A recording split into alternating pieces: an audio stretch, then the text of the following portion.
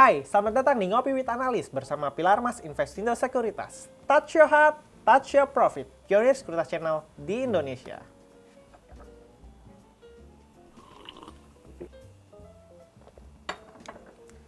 Oke, kali ini kita akan membicarakan saham yang IPO dalam waktu dekat. Bersama saya Oki Aryastama dan rekan saya Ali Ramadan.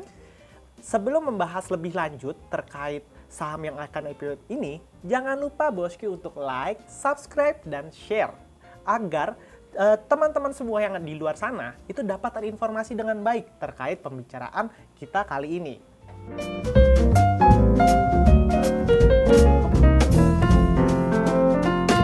Oke, kali ini kita akan membahas nih saham S Oilfields atau yang akan nanti lebih familiar lagi nih di para bosku semua, tikernya adalah Kuas, Iya. KUAS.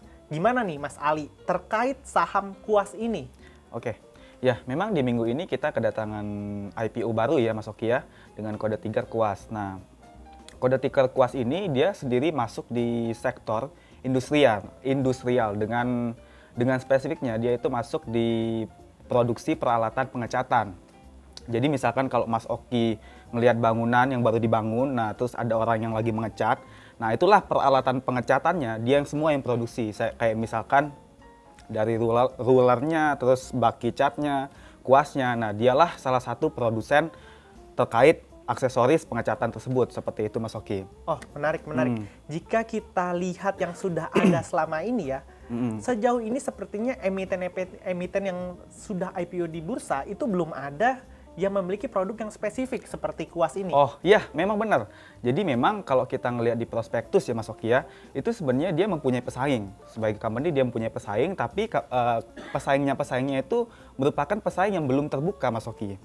Nah, jadi kalau Mas Oki compare dengan perusahaan yang sudah listing di perusahaan terbuka, itu sebenarnya belum ada yang benar-benar sektor sejenis dan serupa dengan dia yang sudah listing di Bursa Efek Indonesia, seperti itu Mas Oki. Jadi bisa dibilang ini IPO pertama kali company Kuas yang listing di Bursa Efek Indonesia, seperti Menarik. itu. Company Kuas, tikernya Produsen Kuas gitu ya. ya. Jadi ya. Make sense juga ya kayak gitu ya, Pastinya dibuat tiker Kuas nih juga. untuk para bosku kan akan mau tahu nih lebih lanjut terkait emiten Kuas ini. Oke. Terkait dana IPO yang nantinya akan terrealisasi nih dan masuk ke kas perusahaan, ini kira-kira besarannya berapa Oh. dari manajemen dan strateginya apa nih? Ya, tentunya kita semua pengen tahu ya Mas Oki ya kalau kita berinvestasi di saham ini, jadi dia fundraising seberapa banyak seperti itu ya. Nah, kalau Kuas sendiri dia itu fundraising di angka 76 sampai 94 miliar. Fundraisingnya sebesar itu dengan range harga 195 sampai 250 rupiah per lembar sahamnya, seperti itu ya. Nah, itu kalau untuk pendanaannya. Nah, kalau untuk kita drill lebih lanjut lagi, penggunaan dananya digunakan untuk apa nih dengan dana yang cukup besar ya Mas Oki ya, sekitar 76 sampai 94 miliar ya. Jadi penggunaan dananya kalau kita lihat dari keterbukaan prospektus yang sudah tersebarkan ya di publik dengan prospektus penawaran awal, nah itu dananya itu sekitar 40% itu digunakan untuk capex atau capital expenditure seperti itu Mas Oki. Atau belanja modal ya? Yes, belanja modal, di mana belanja modal itu lebih detailnya digunakan untuk pembelian tanah dan bangunan. Nah, sedangkan sisanya itu di range sekitar 60% ya, 60% itu digunakan untuk OPEX atau operating expenditure atau kepentingan beban operasional perusahaan seperti biaya marketing, seperti itu Mas Oki. Kalau untuk pendanaannya sendiri dan tentunya kalau kita menilai ya, sebenarnya kalau untuk penggunaan dananya cukup produktif karena kan kalau IPO biasanya itu kan ada yang penggunaannya itu digunakan untuk membayar utang seperti itu ya. Dan kalau kita lihat dari sini itu sebenarnya cukup produktif kalau kita lihat dari segi pendanaannya seperti itu.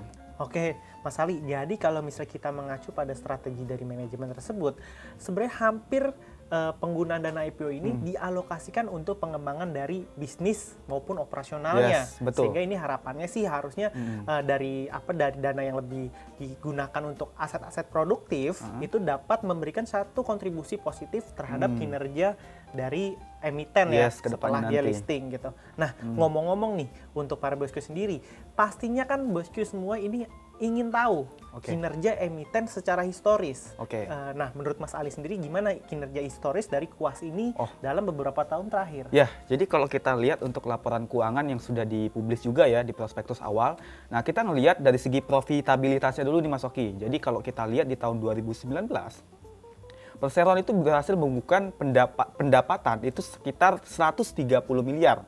Nah, sedangkan di 2020 itu dia naik 131 miliar, yang artinya mengalami pertumbuhan sebesar 0,7%. Nah, di tengah pandemi seperti ini, yang seperti kita ketahui itu sebenarnya banyak ya Mas Oki ya, perusahaan-perusahaan yang tidak bisa mencatatkan pertumbuhan laba. Tapi baiknya si Perseroan Kuas ini ya dengan ticker Kuas ini dia itu berhasil mencatatkan laba, masih mencatatkan pertumbuhan pendapatannya. Walaupun tipis ya sebenarnya Mas Oki, hanya 0,7%-an seperti itu kalau dari segi profitabilitasnya seperti itu. Nah, kemudian kalau kita melihat dari segi asetnya ya, nah sebenarnya kalau kita lihat asetnya di tahun 2020 aset Perseroan itu sekitar 200-an miliar sebenarnya Mas Oki, dengan komposisi total equity itu sekitar 50 miliar, sedangkan liabilitasnya itu 155 miliar. Nah, sebenarnya hal itu sebenarnya kalau kita lihat dari komposisi antara ekuitas dengan liabilitasnya itu jauh lebih tinggi liabilitasnya, sehingga menciptakan rasio debt to equity ratio sebesar 3 kali Mas Oki. 3. Nah, sebenarnya maka dari itu kalau kita lihat dari segi company Kuas ini melakukan equity financing lewat Bursa Efek Indonesia itu cukup menarik ya tentunya, karena dengan dia melakukan equity financing di Bursa Efek Indonesia itu tentunya akan memperendah rasio debt to equity ratio, sehingga diharapkan kedepannya juga investor-investor lebih tertarik lagi untuk melihat kinerja keuangan ini, karena dengan rasio itu tentunya keuangan perusahaan terlihat lebih cantik seperti itu Mas Oki. Kemudian juga kalau kita lihat dari segi arus kasnya nih Mas Oki, arus kasnya. Nah, arus kasnya itu kan dari segi operasionalnya dulu nih, kalau kita lihat dari segi operasional, jadi arus kasnya ini positif atau positif sebesar 11 miliar. Sedangkan dari investingnya itu minus 2 miliar dan financingnya minus 4 miliar.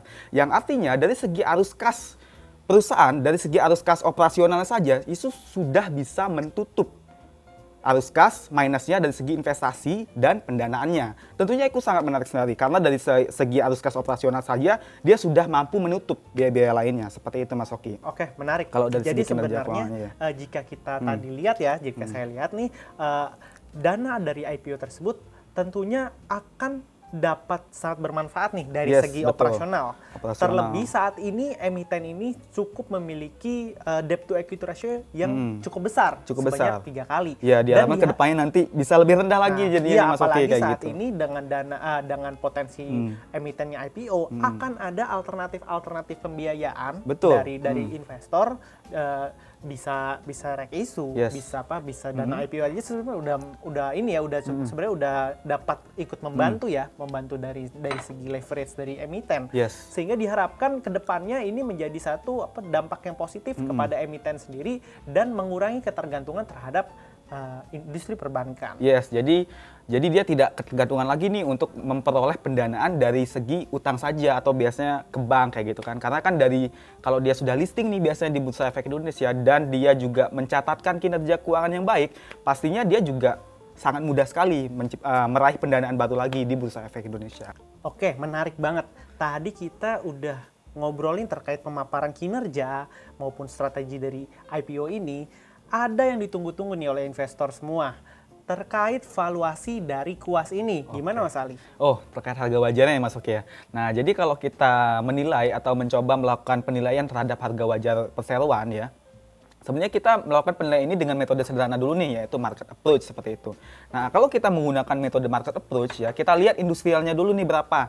Nah, sedangkan karena dia masuk di sektor industrial seperti itu ya, itu PI-nya itu sebesar 15,6 kali nih Mas Oki. Kalau untuk rata-rata PI industrialnya sendiri kayak gitu 15,6 kali. Nah, sedangkan PI Perseroan itu dengan mengacu EPS yang di akhir tahun 2020 dan harga 195 itu sebesar 31 kali.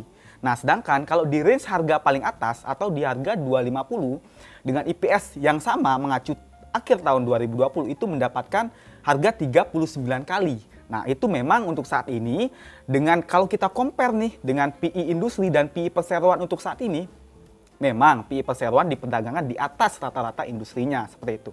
Nah, sedangkan kalau kita cari nih harganya itu berapa, tinggal kita kalkulasikan aja IPS industrinya berapa, maksudnya PI industrinya berapa dengan IPS perseroan. Nah, didapatkan harganya itu 99 rupiah Mas Oki per lembarnya, seperti itu. Seperti itu. Nah, tentunya akan ada hal yang ditunggu lagi nih oleh investor agar nggak ketinggalan terkait IPO dari Kuas ini. Untuk tanggal-tanggal penting IPO ini bisa nggak Mas Ali diinformasikan? Oh iya, bisa tentunya. Jadi investor nih takutnya sudah mendapatkan informasi banyak. Nah, takutnya lupa dengan tanggal-tanggal ini. Nah, tentunya investor harus memperhatikan ya tanggal-tanggal ini agar nantinya tidak ketinggalan untuk masa pembelian untuk saham ini. Nah, periode penawaran umumnya sendiri untuk saham ini yaitu berlangsung di tanggal 8 sampai 14 Oktober nih Mas Oki. Nah, jadi ada beberapa hari lagi untuk penawaran umumnya, tapi ini masih estimasi, tergantung nanti proses ke OJK-nya seperti apa untuk mendapatkan efektifnya, seperti itu. Nah, kalau untuk estimasi listingnya itu berada di tanggal 18 Oktober Mas Oki. Untuk estimasi listingnya sendiri, seperti itu kalau untuk tanggal-tanggal pentingnya. Terima kasih banget Mas Ali yang udah berbagi informasi menarik nih terkait saham Kuas yang akan IPO dalam waktu dekat. Kebijakan investasi kita kembalikan kepada para bosku. Tentunya disesuaikan dengan investment risk dari masing-masing investor. Terima kasih sudah nonton video ini sampai habis. Jangan lupa like, subscribe, dan tonton terus Pilar Mas Investindo Sekuritas. Touch your heart, touch your profit. Pionir Sekuritas Channel di Indonesia.